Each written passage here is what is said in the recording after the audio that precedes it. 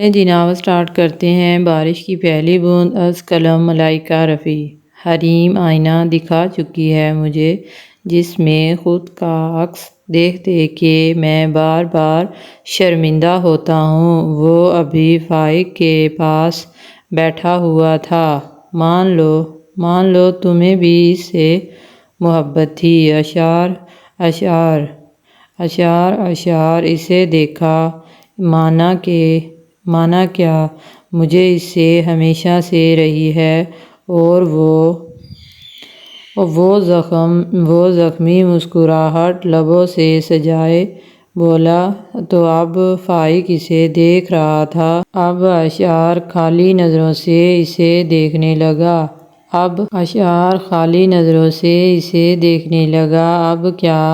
اب کیا میں اسے کھو چکا ہوں؟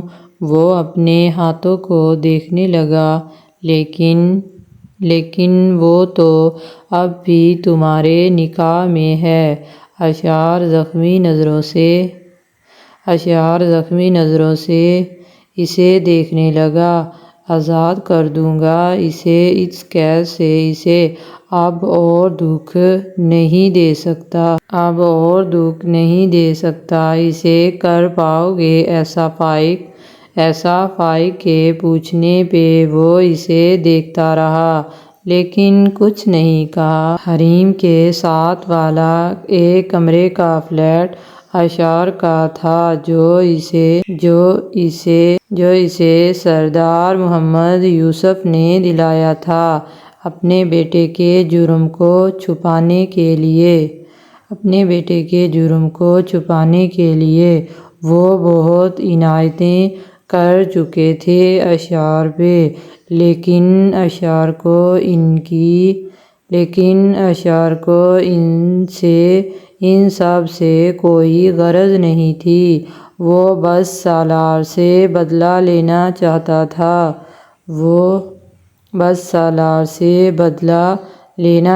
تھا۔ اسی بدلے کی آگ میں وہ حریم کو دکھ دے چکا تھا، لیکن آسان اس کے لیے بھی نہ تھا۔ جو بھی تھا، حریم اس کی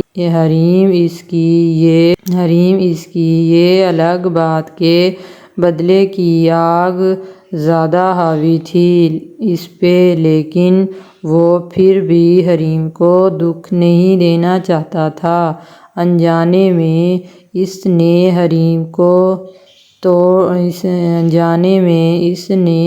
حریم کو توڑ دیا، جس کا کوئی قصور نہ تھا۔ وہ کتابیں بکھرائے پڑ رہی تھی۔ بوا کچن میں نہ جانے کیا بنا رہی تھی، اور اب ایک ٹرے ہاتھ میں لیے وہ کچن سے نکلی۔ دھی رانی، میں نے چکن کڑھائی بنائی ہے، میں ذرا یہ اشعار پتر کو دے آؤں۔ حریم نے اثبات میں سر ہلایا اور پھر سے کتابوں پہ جھک گئی، لیکن دھیان اب اشعار کی طرف چلا گیا تھا۔ تو ہاتھ میں لیا پین نیچے رکھ کے وہ بے دلی سے بند دروازے کو دیکھنے لگی، جدھر سے ابھی بوا باہر گئی تھی۔ کیا ہو جاتا اگر سب جھوٹ ہوتا؟ اشعار کو سچ میں اسے بدلے کی آگ سولی پہ نہ چڑھایا جاتا تو کتنا اچھا ہوتا سب۔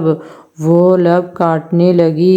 جب بوا اندر آئی، حریم کی نظریں ان پہ ٹھہری رہیں۔ دھی رانی، کھانا لگا دوں؟ جی لگا دیں۔ وہ کتابیں سمیٹنے لگی اور اٹھ کے بوا کے پاس بیٹھ گئی۔ اچھا ہوا جو میں کھانا لے کے گئی۔ بیچارہ اشار پتر کمرے میں لیٹا ہوا تھا۔ میں نے پوچھا بھی کہ کھانا کھایا؟ کہتا بھوک نہیں ہے۔ تو میں نے زبردستی کھانا لگایا اور اسے کہا کہ کھا لے ضرور۔ بوا بولے جا رہی تھی۔ وہ بھی یہی چاہتی تھی کہ بوا اشار کے بارے میں کچھ بات کر لیں تاکہ اسے اس کی حالت کا پتہ چل سکے۔ اتنا سب کے بعد بھی وہ اشار سے نفرت نہیں کرتی تھی۔ اتنا سب کے بعد بھی وہ اشار سے نفرت نہیں کر پا رہی تھی۔ اکیلا بچہ ہے، نہ ماں ہے نہ باپ نہ بہن۔ کسی خیال کے تحت حریم نے بوا کو دیکھا۔ اس کی بہن کیسے مری تھی؟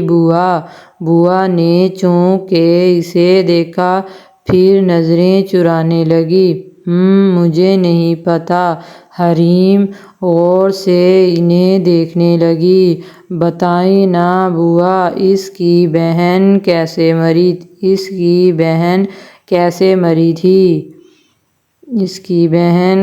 مری تھی؟ خودکشی کر لی تھی؟ کیوں؟ حریم کی سوالیہ نظروں کے جواب میں بوا نظریں چرا رہی تھی۔ اسے ہوس کا نشانہ بنایا گیا تھا۔ کس کے ہوس کا نشانہ بنی تھی؟ وہ حریم کی جانچتی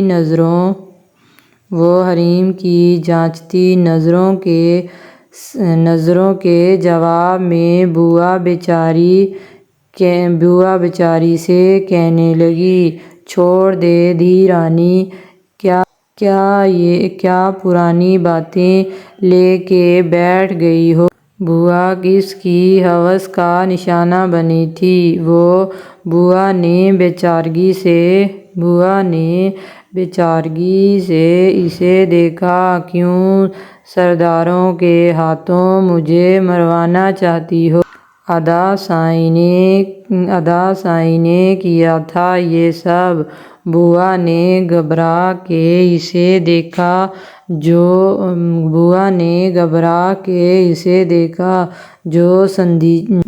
سنجیدگی سے انہیں دیکھ رہی تھی۔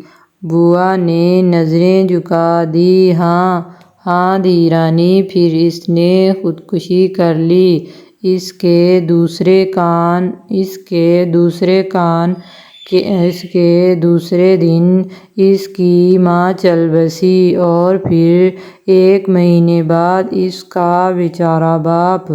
اشار تب بہت چھوٹا تھا۔ تب سے سردار محمد یوسف نے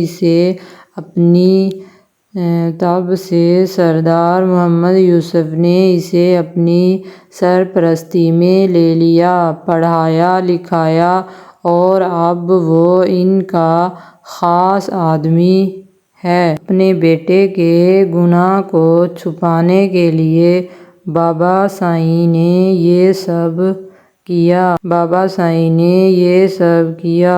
وہ طنزیہ مسکراہٹ ہونٹوں پہ سجائے بوا کو دیکھ رہی تھی۔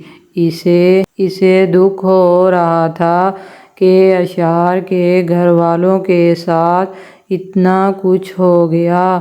وہ دکھی ہو گئی تھی اشار کے دکھوں کا سوچ کے، لیکن وہ پھر بھی ناراض تھی کیونکہ اسے دھوکہ دیا تھا اس نے۔ بوا اس کی نظروں سے خائف ہو کے جلدی جلدی کھانا کھانے لگی۔ آ جا دی رانی، کھانا کھاتے ہیں۔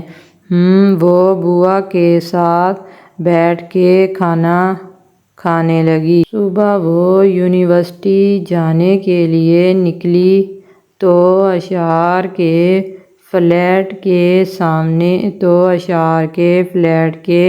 دروازے کے پاس صبح وہ یونیورسٹی جانے کے لیے نکلی تو اشار کے فلیٹ کے دروازے کے پاس آ کے رک گئی۔ کچھ دیر بند دروازے کو دیکھتی رہی۔ وہ آگے بڑھنے کا سوچ ہی رہی تھی جب دروازہ کھلا اور اشار پہ نظریں پڑتے ہی وہ سپاٹا گئی۔ اشار بھی اسے دیکھ چکا تھا۔ وہ جلدی سے آگے بڑھ گئی۔ اشار کے لبوں کو مسکراہٹ نے چھوا۔ وہ دروازہ بند کر کے اس کے پیچھے آیا۔ تیزی سے حریم لفٹ میں گئی تو پیچھے سے وہ بھی آ گیا۔ دونوں ہی خاموش تھے۔ اشار نظریں جھکائے کھڑا تھا۔ اس کی نظر بار بار حریم پہ پڑ رہی تھی۔ بلیک ڈریس میں اس کا رنگ نکھرا ہوا تھا۔ باہر نکل کے حریم چلنے لگی تو اشار بھی ساتھ ساتھ چلتا گاڑی تک آیا۔ پچھلی سیٹ کا دروازہ کھول کے وہ کھڑا ہو گیا تو حریم بیٹھ گئی۔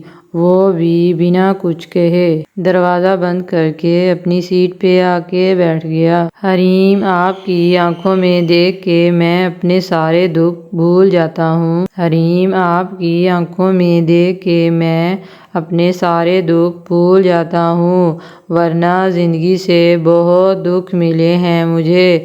اشار اس کے پاس بیٹھا کہہ رہا تھا۔ حریم کی آنکھوں میں اس کے لیے دکھ تھا۔ محبت تھی تو اس کا مطلب ہے کہ میں تمہارے دکھوں کا مداوا ہوں۔ اشار نے اسے دیکھا۔ وہ آنکھوں میں شرارت لیے اسے دیکھ ہی رہی تھی۔ اشار کے دیکھنے پہ وہ ہنسنے لگی۔ ماضی کی یادیں اب یادیں ہی بن کے رہ گئی تھیں ان کے بیچ۔ ماضی کی یادیں اب یادیں ہی بن کے رہ گئی تھیں ان کے بیچ۔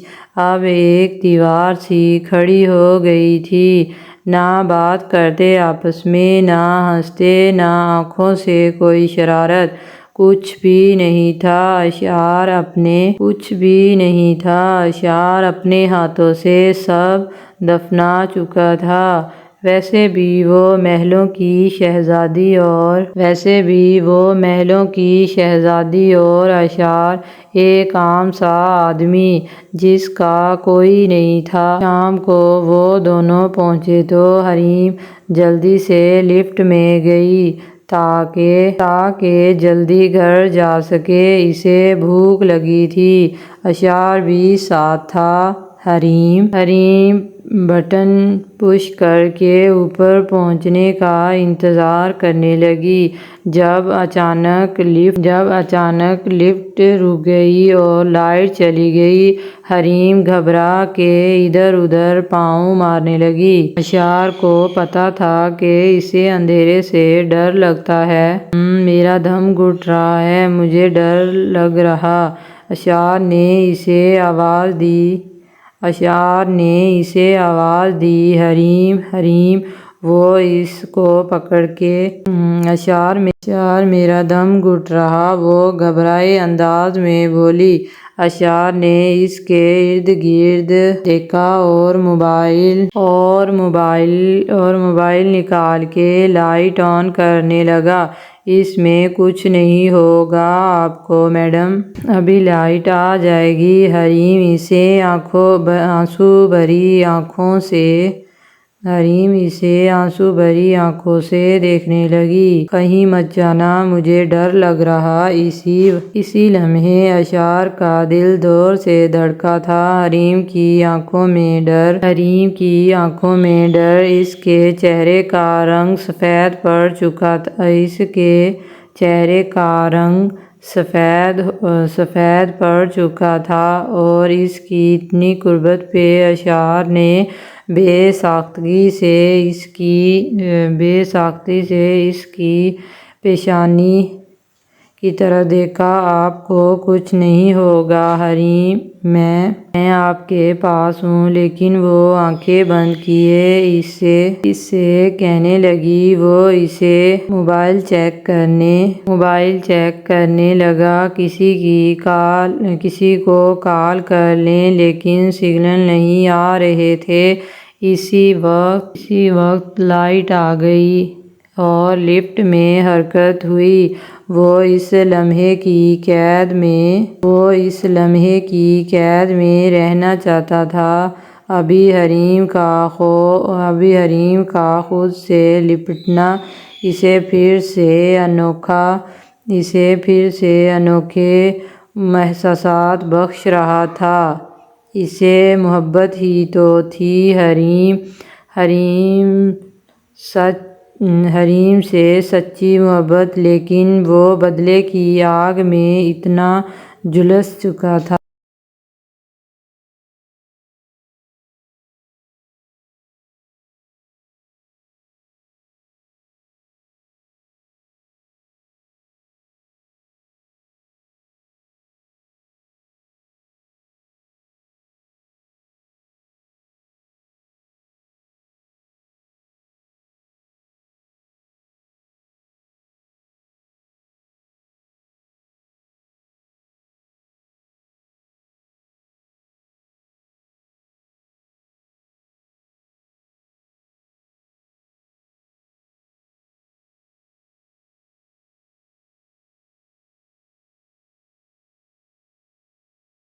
لفٹ رکنے پہ دونوں باہر آئے تو احساس ہونے پہ حریم اسے چھوڑ کے شرمندہ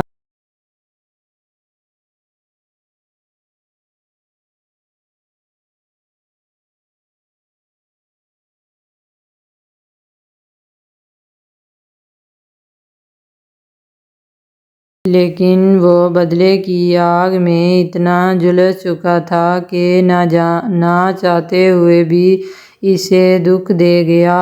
لفٹ رکنے پہ وہ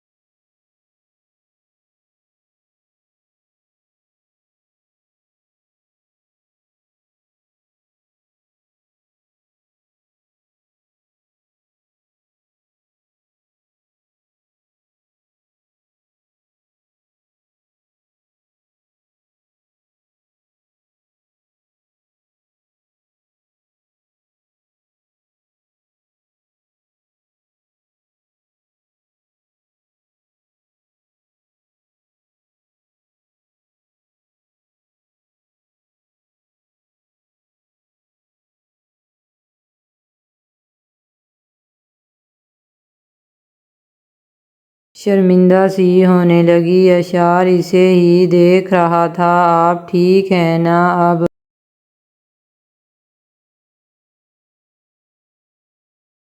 حریم اسے دیکھے بنا ہی آگے بڑھ گئی۔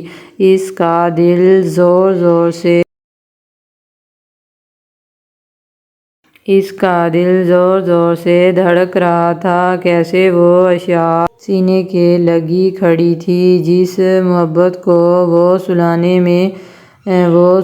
میں لگی ہوئی تھی وہ دوبارہ سے اب ابھر کے سامنے آ رہی تھی۔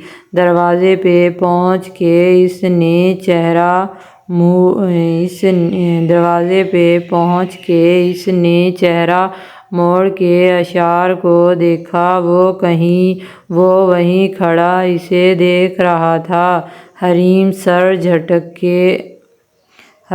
سر جھٹک کے دروازہ کھول کے اندر چلی گئی۔ اشار بھی دھیرے دھیرے چلتا اپنے فلیٹ میں چلا گیا۔ رات کے 8 بج رہے تھے۔ حریم بوا کے ساتھ ٹی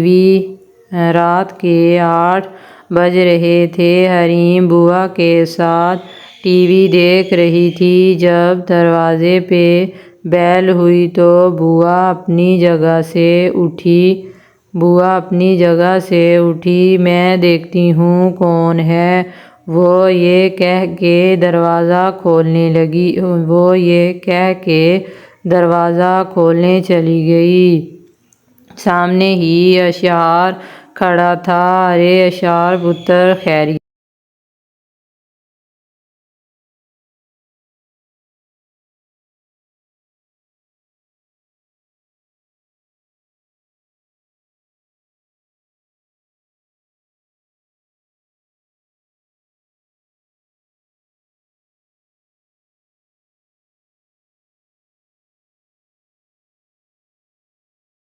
وہ بوا، وہ ہاں چینی ملے گی؟ اسے کچھ نہ سوجا تو چینی مانگنے لگا۔ بوا ہاں لاتی ہوں کہہ کے کچن کی طرف جانے لگی۔ بوا کون ہے؟ حریم ٹی وی دیکھتے پوچھنے لگی تو بوا جاتے جاتے رکی۔ وہ اشار چینی مانگ رہا ہے اور کچن کی طرف بڑھ گئی۔ حریم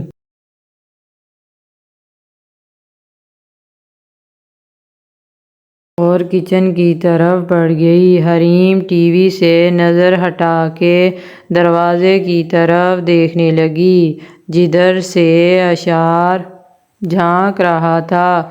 وہ بس حریم کی ایک جھلک دیکھنے آیا تھا۔ اسے کب سے بے چینی ہو رہی تھی کہ حریم کیسی ہوگی، بس ایک بار دیکھ لے اسے۔ حریم کے نظر پڑتے ہی وہ سائڈ پہ ہو گیا۔ تب تک بوا چینی لے کے اس کے پاس پہنچ گئی۔ یہ لے پتر، اور کچھ تو نہیں چاہیے نا؟ وہ اندر جھانکنے کی کوشش کرتا بولا۔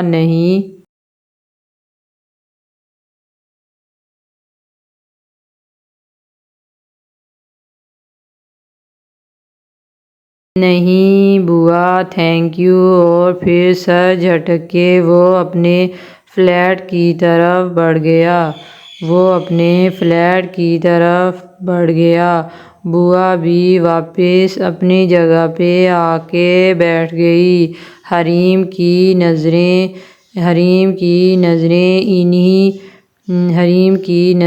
انہی پہ تھیں۔ بڑا نیک بچہ ہے، بوا اسے دیکھتے بولی تو حریم کہہ کے دوبارہ سے ٹی وی دیکھنے لگ گئی۔